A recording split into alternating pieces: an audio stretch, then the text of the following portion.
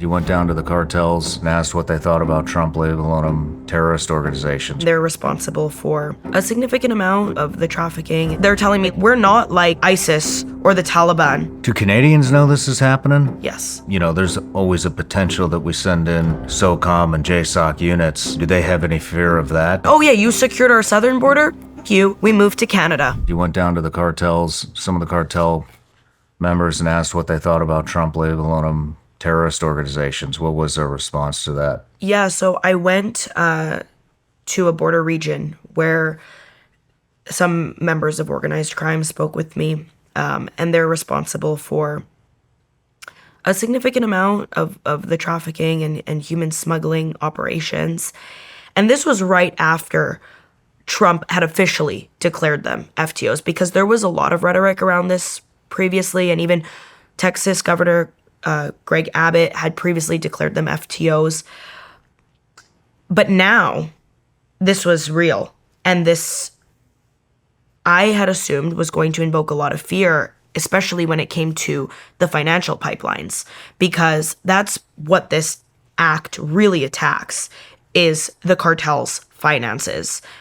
And that's so much worse than putting a bounty on their family members or stopping the flow of drugs. Like, for them, it's the money, freezing financial assets, shutting down their shell companies, whatever it is.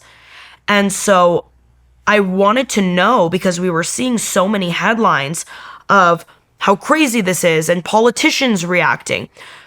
Okay, but the guys who are really going to face the brunt of this, what's going on? And so I asked them, what do you think about Trump calling you and the people you work with and your networks terrorists? And how is this going to impact you? And it's so funny, because I had anticipated this reaction, but I didn't think they'd actually do this. We don't care. We're just going to wait 4 years. It's not that deep. Wow. We're not going to fight them on it. We'll give them what they want to see. And we are not terrorists, because there is a demand for our product. There are drug addicts all across the United States who want what we have to sell. How are we terrorizing them? We're not, literally, they're telling me, like, we're not like ISIS or the Taliban bombing innocent people. We just supply a product that there is a demand for. And if this designation means that we have to hold off for a little while in order to protect our networks, that's exactly what we will do. Interesting. So what do you think? What is the plan then? Are they going to stop? That's kind of what's been happening across the border. I mean, fentanyl numbers have been going down, but I don't think that's the plan. The plan is to move operations, and I've been reporting on this extensively. It's all happening in Canada now. No one else is clocking it, and it's so obvious. It started during Trump's first administration, when he first started cracking down on the southern border. Cartels knew they could go into Canada, and they didn't need a visa like they needed to get into the US. It was just a regular tourist visa. They didn't need to apply for anything or pay for anything. They could just go get their tourist, like have a regular tourist visa the way I come to the United States, set up shop, negotiate and network with pre-existing organized crime groups in Canada, whether that be the Hells Angels, a big one, or Brothers Keepers, or Red Scorpion, or the United Nations gang, and say, hey, look, you guys have incredible access, okay, over 5,000 miles of practically unprotected border into the United States. We can produce this product here and traffic it. Not to mention, a lot of these pre-existing gangs have large Asian populations.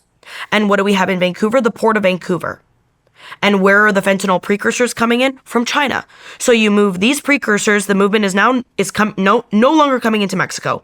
It's coming into Canada. You set up shop, you increase profit, you tell all these guys that are already there, hey, look, if you let us, Sinaloa or Jalisco, in to work with you guys, we're going to quadruple profits. So wait, you're saying that no more, are you saying in addition to Mexico produce fentanyl, or it's all moved to Canada? I think the majority is moved to Canada. The majority of it's moved to Canada? Yes. I am 99% sure about that, because you can never be 100% sure, but I am so sure about that. Last summer, I wanted to crack down on this story because I had an individual reach out to me who was an operative for the Sinaloa cartel working in Canada, running these labs. Mm-hmm. And he showed me the labs that the Sinaloa cartel is operating with. Physically? Yeah. Where are they putting them? They're putting them in suburban sort of. So they're particularly in the West Coast, in BC and in Alberta, which is like a prairie province. And so there's a lot of farmland and it's residential. And prior to this, it was meth labs that they had running out there. And there would always be like a random meth lab explosion in Abbotsford or, this is like a smaller city. And then these turned into fentanyl labs that were completely under the radar because we also didn't have Canadian law enforcement like patrolling these areas to an extent that they would patrol like a large city like Vancouver or Toronto. So you're bringing in precursors from the Port of Vancouver easily because less than 1% of cargo that comes into the Port of Vancouver is actually inspected by authorities or... Less than how much? Less than 1%. Less than 1%? That is an official number, yes. So the majority of the cargo that's coming into the Port of Vancouver is unmonitored. And you have longshoremen that are on organized crime payroll or turning a blind eye. These precursors are being brought to labs throughout the lower mainland, and they are producing fentanyl there. And it started off as distributing this product throughout Canada because just like the United States, there has been this insatiable appetite for fentanyl in Canada. Mm-hmm. During the pandemic, more people at one point were dying of fentanyl overdose deaths than from COVID. So that was a major health crisis. Mm-hmm. And then there's this major crackdown at the southern border. You already have cartel operatives established in the north. You have over 5,000 miles of practically unprotected border. It's Greenland, and you can fly across, you can drive your boat across, you can drive your dirt bike across. And that just left it as open field for these members of organized crime to start to bring their operations to the next level by trafficking everything into the United States. And it's important to keep in mind that Canadian law enforcement knows this is happening. Very aware. Has been aware since around 2017. Oh, this has been happening since 2017. It's been happening, since Trump's first, so 2016. Wow. This has been, I would say for the past 10 years exactly, is when cartel operatives from Mexico started to move operations into Canada.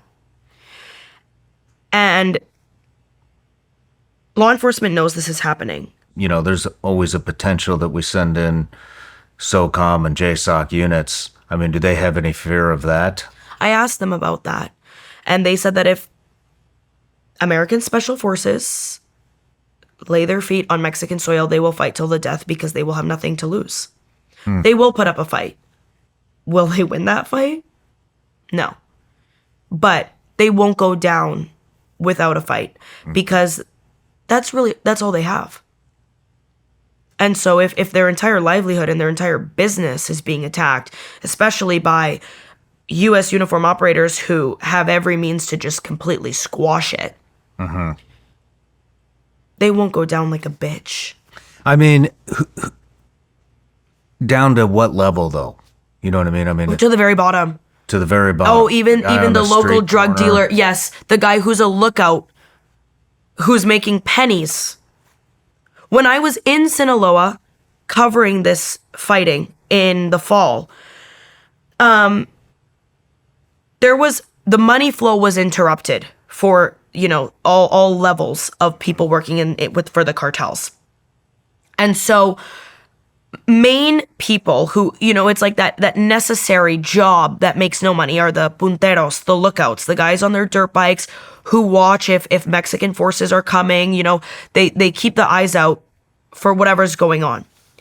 Those guys make the least amount of money. They're making around $500 a month. And when the infighting began and all of this money and resources had to go to, we need to maintain our stronghold and we need to buy arms and stockpile, these punteros were the ones losing out. And so when I was there, once it got dark, I couldn't order Uber Eats to my hotel because these guys were stealing the food from the delivery men because they didn't even have enough money to eat. But they were still working for the cartels. They wouldn't say, okay, you know what, fuck this, I'm going to go and work in a Walmart where I'm at least going to make a steady income. It's not great, but I have something to pay for my basic needs. Because at that point, it's not just about the money. It's indoctrination. It's about being a part of something, feeling powerful, feeling like you've been validated and accepted by the very people who are responsible for thousands of deaths and the war on drugs. They're on the FBI's most wanted posters, and I work for that guy. I guess it makes sense. I mean, It makes sense to them. We don't have to understand it. yeah. Wow. I thought there would be at least a little fear, but doesn't sound like they care at all. I don't think they do. And based on what I've been told, whether that's what I was told at the border, or whether I go and ask in Sinaloa or Jalisco or Michoacan or Guerrero, the consensus remains the same. And the people in charge are treated like gods.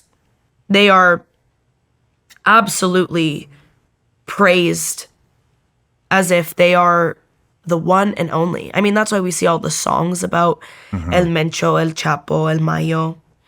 And you can literally go to Sinaloa and buy narco merch. You know, you got the hat with whoever's face on it. You can even buy like religious regalia that is paying homage to narco leaders. Jeez. And so the people who work for them praise them. People who don't work for them praise them and want to work for them. So if you're telling this 17-year-old kid who has always wanted to be in this lifestyle, you're going to die for me and American forces are coming in, he'll stand up. He'll probably shit his pants, but he'll do it. He'll put on Wow. face. How many of these labs do you think have been set up in Canada?